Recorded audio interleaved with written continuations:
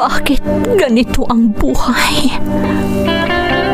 Patong-patong ang suliranin. Bakit kahit anong aking gawin, di ko mahagilap ang solusyon? Bakit napakadilim ng mundo para sa akin? Kailan sisikat ang araw upang lumiwanag ang daang aking tinatahak? Upang lumiwanag ang aking mundo? Bakit napakailap sa akin ng magandang kapalaran? Napipili ba ang dapat mabuhay ng matiwasay? Ang dapat lumigaya? Tao rin ako. Ngunit bakit ako naisasantabi? Bakit?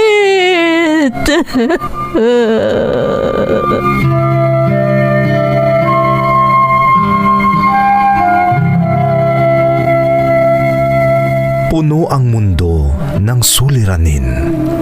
Ang solusyon, umaapaw din. Sa bawat pagpatak ng luha, katumbas nito ay ligaya.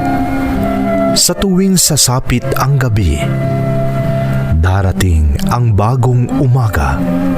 At sa tuwing tayo ay nadarapa, sa ating pagtingala, may malalakas na bisig na handang humatak sa ating muling pagtindig. Bakas ng lumipas.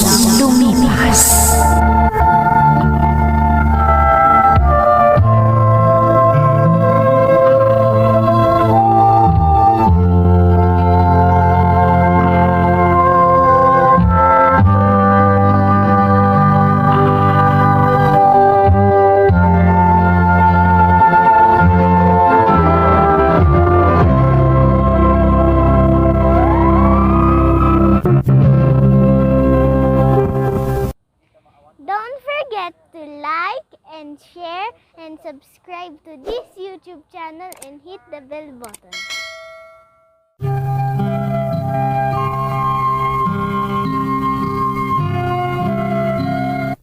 Magandang araw sa inyong lahat.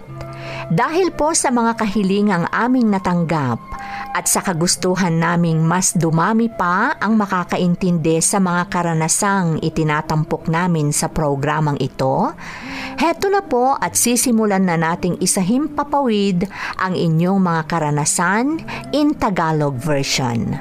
Aasahan po namin kasing init din ng inyong pagtangkilik sa Ilocos version na dagiti tugot iti danatibiyag ang inyong pagtanggap sa programang ito. Ang kwentong ating bibigyang buhay ay hango sa karanasang ipinadala ni Lori mula sa bansang California. Narito ang laman ng kanyang sulat. Dear Ate Emmy, itago mo na lang ako sa pangalang Lori. Isa akong OFW dito sa California. Mapalad ako ate dahil kahit may krisis ngayon, tuloy-tuloy pa rin ang aking trabaho at nakakapagpadala pa rin ako sa pamilya ko dyan sa Pilipinas. Marami akong karanasan lalo na noong nag-umpisa ang pandemya.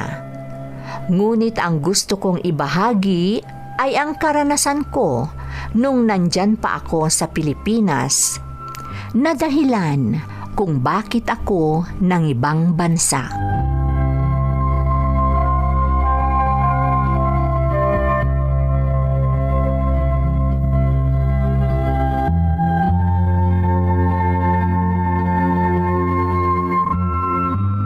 Nakakahiya talaga yung anak mo, Celia. Huwag magpapakita sa akin yan at siya'y tiyak na sasamain. Ano? Bakit? Napakaaga, lasing ka na naman. Tingnan mo ang oras. 11:11 pa lang ng umaga. Lasing ka na. Galit ka pa kay Loreto. Talagang galit ako sa kanya. Nakakaya. Nag-iisang anak natin na lalaki, ganon pa ang gawain niya. Napakalaki ng naitutulong ni Loreto sa pamilya natin. Hoy, Celia, huwag mo akong turuan. At huwag mong papanigan ang anak mo at baka tamaan ka rin sa akin. Kalalaking tao, ganon ang gawain niya. Humanda sa akin ang Loretong yan. Pag sinabi kong tatamaan siya sa akin, talagang tatamaan siya.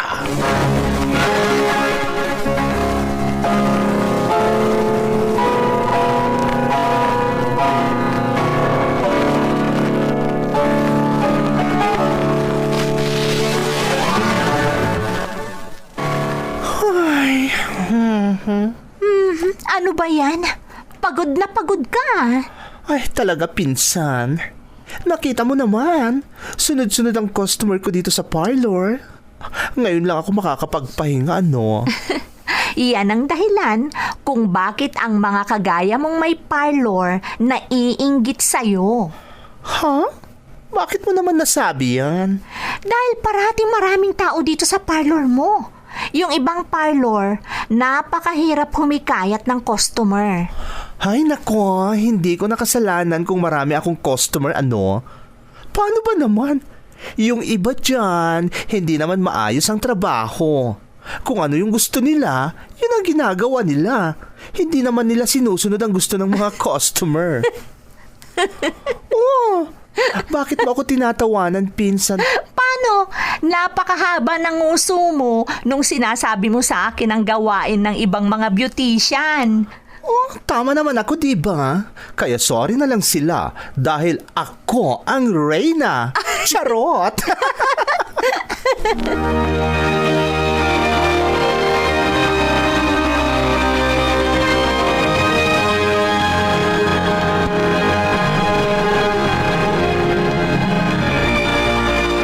Ano pong sabi niyo, Nay? Matulog ka na muna sa bahay ng pinsan mong si Ruby, anak. Huwag ka na munang magpapakita sa itay mo. Huh? Bakit po, Nay? Anong kasalanan ko sa kanya? Alam mo namang galit siya sa pagkatao mo. Ayaw niya ng ganyan. Ano pa naman si Itay? Hanggang ngayon ba naman, issue pa rin sa kanyang pagkatao ko? Wala naman akong ginagawang masama. Anak, intindihin mo na lang ang itay mo. Huwag sanang sumama ang loob mo sa kanya. Hindi ko mapigilan ang sarili ko, Nay. Talagang nasasaktan ako sa ginagawa sa akin ng Itay.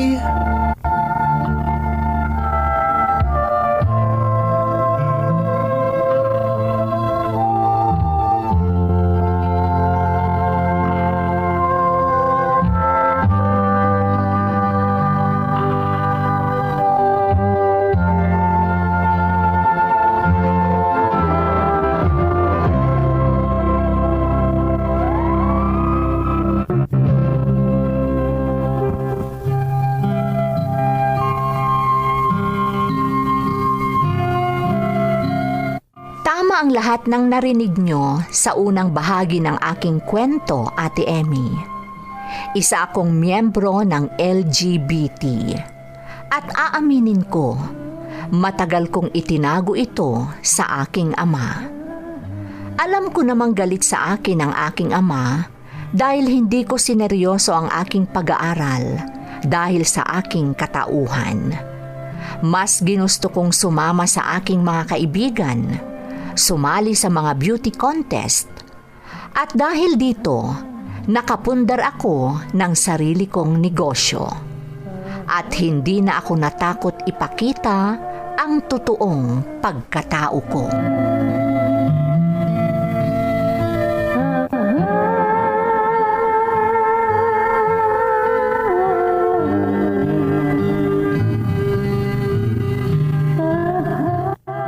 Ay naku, Lori, napakaganda ko sa ginawa mo. Kaya dapat lang na lagi kitang pasalamatan dahil lagi mo akong pinapaganda. Senyora, talaga namang maganda kayo. Hindi kayo dapat magpasalamat sa akin. Basta, ikaw ang dahilan kaya maraming nagagandahan sa akin. Huwag kang mag-a-abroad, ha? Ha? Ayokong lumayo ka dahil wala nang mag-aayos pa at magpapaganda sa akin. Maraming salamat sa tiwala, senyora. Talagang magaling ka, kaya marami kang customer. At salamat dahil palagi akong priority pag nagpupunta ako dito sa parlor mo. Siyempre naman, senyora. Basta kayo po. Salamat. Kunin mo ito. Keep the change. Ha? Naku, senyora. Napakalaki naman nito. Basta, keep the change. Kontento ako sa trabaho mo. Kaya dapat lang na sobra-sobra rin ang ibigay ko sa iyo.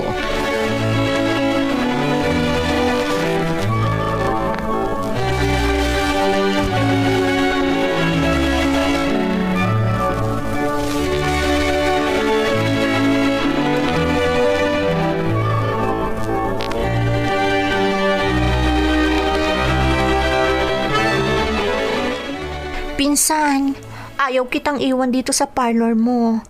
Pero ayaw kong pakawalan ang oportunidad na ito. Sigurado ka na ba, pinsan? Oo, pinsan. Mag-abroad na ako. Hindi kita pipigilan, pinsan. Nalulungkot lang ako. Pero hindi ako magiging hadlang sa mga pangarap mo. Oo, mag-iingat ka doon, ha? Huwag mong pababayaan ang sarili mo. Oo, pinsan. Tatandaan ko lahat ang sinasabi mo. Mag-iingat ka rin dito, ha? Huwag mo na lang pansinin si Uncle. Pabayaan mo na lang siya, pinsan. Huwag kang mag-alala, pinsan. Sanay na ako kay Itay. Kaya wala na sa akin ang mga ginagawa niya.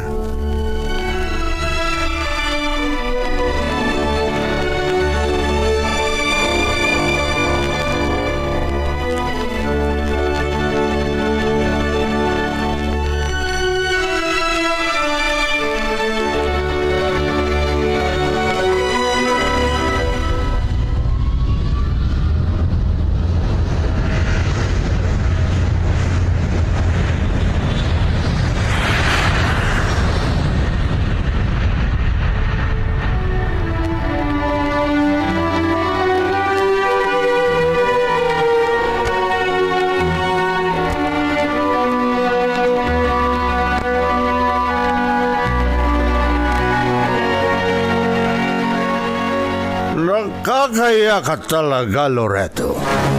Kalaki mong tao, ganyan ang itsura mo. Tay, bakit naman kayo ganyan magsalita sa akin? Lasing na naman kasi kayo. Kahit hindi ako lasing, nabubwisit talaga ako sa itsura mo. Hindi ka na nahiya. Ikaw na nag-iisang anak naming lalaki.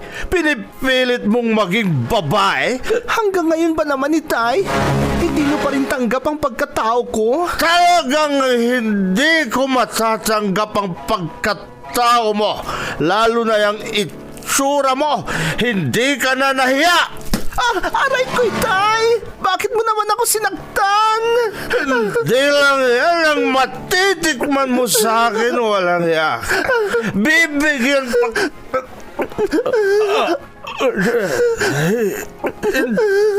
Hindi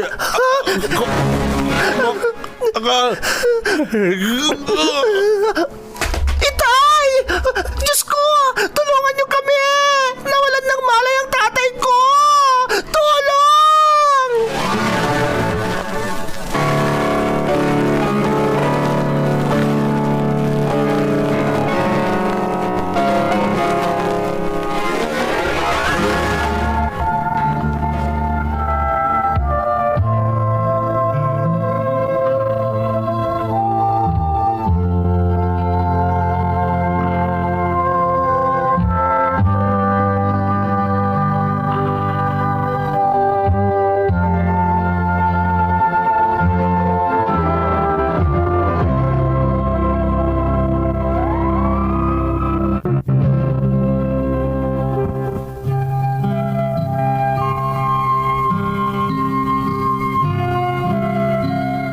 Kitang-kita kong nawalan ng malay ang aking ama, Ate Emmy.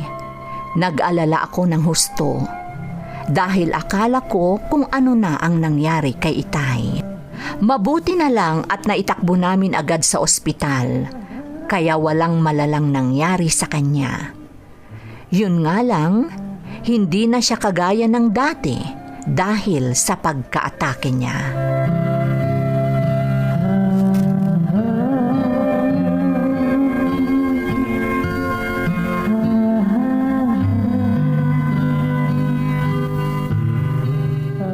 Anak, mas malaki na ang gastusin natin ngayon dahil sa nangyari sa Itay mo. Inay, Ikaw na lang ang inaasahan ko, anak. Ikaw na lang ang alam kong makatutulong sa amin ngayon. huwag kayong mag-alala, Inay. Hindi ko po kayo pababayaan. Anak, Magdodoble kayod po ako, Inay. Lahat ng racket na alam ko, papasukin ko para masuportahan ko kayo.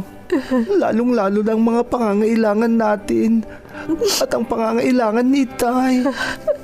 maraming salamat, anak. Salamat.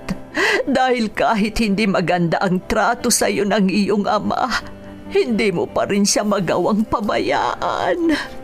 May kasalanan din ako, Inay. Galit na galit sa akin si Itay dahil sa katauhan ko. Ako ang dahilan kung bakit naatake si Itay.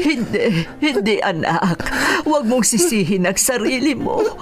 Wala kang kasalanan.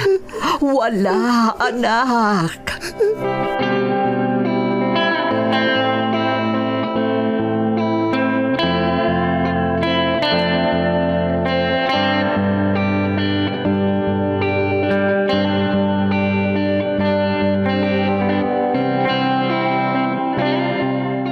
Sigurado ka ba sa sinasabi mong yan, pinsan? Oo, pinsan. Ikaw kagad ang naisip ko, kaya tinawagan kita. Parang natatakot ako. Makakaya ko kayang trabaho dyan sa abroad? Bakit naman hindi? Isa pa, andito naman ako. Kaya pumayag ka na. Pinsan, Sayang ang oportunidad na ito kung pakakawalan mo, pinsan. Alam ko ang kakayahan mo. Kaya pumayag ka nang pumunta dito sa California. pag-iisipan ko munang mabuti, pinsan. Alam mo naman, hindi ko pwedeng pabayaan si Itay. Lalo na't ganun ang kalagayan niya ngayon. Kaya nga dapat, lalo kang magpursiging pumunta dito, pinsan.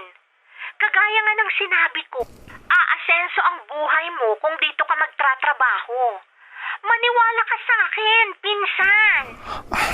O sige, pinsan, pag-uusapan namin ni Inay ang oportunidad na ito. Salamat ulit, ha?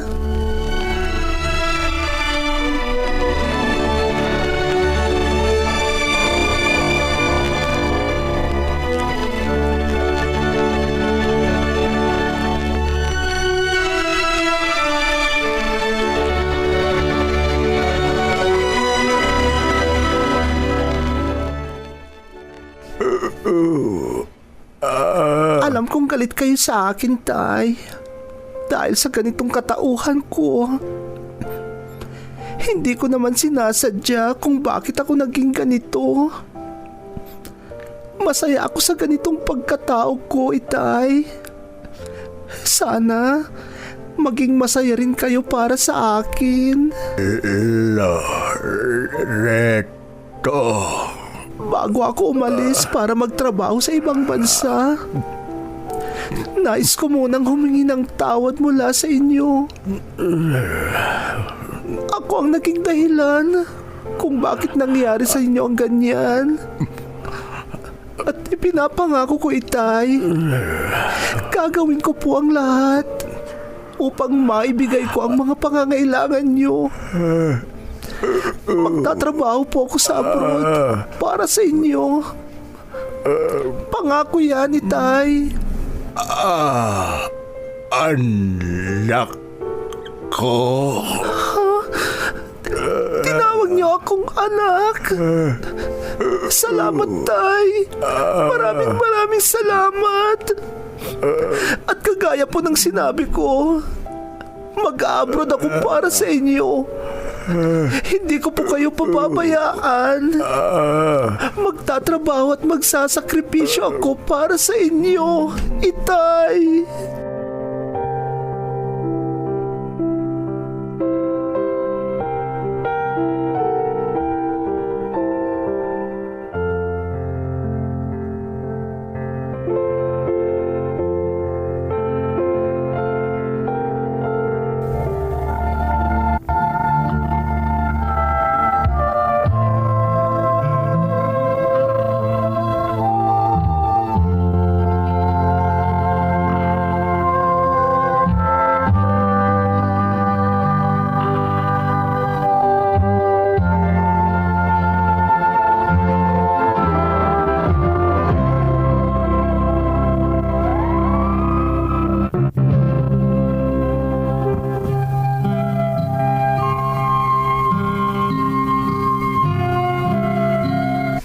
Sa unang pagkakataon, narinig kong tinawag akong anak ng aking ama, Ate Emmy.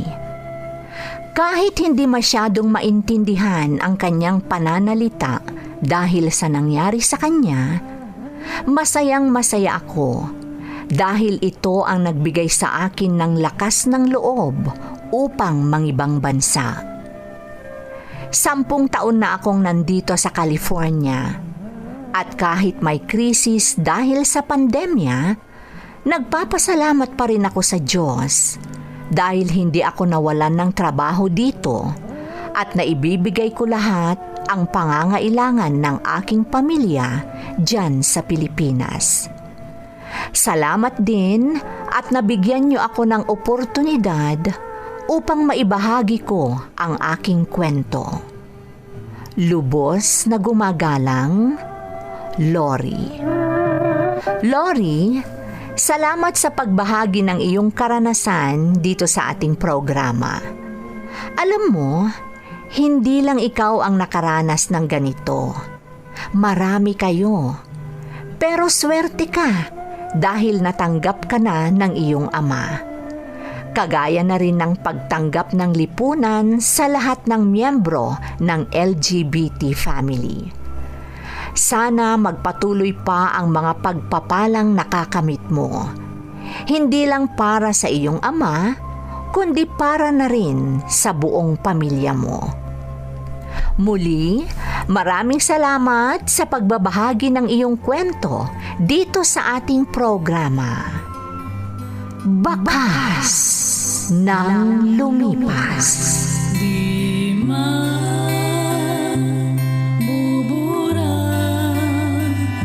sa isipan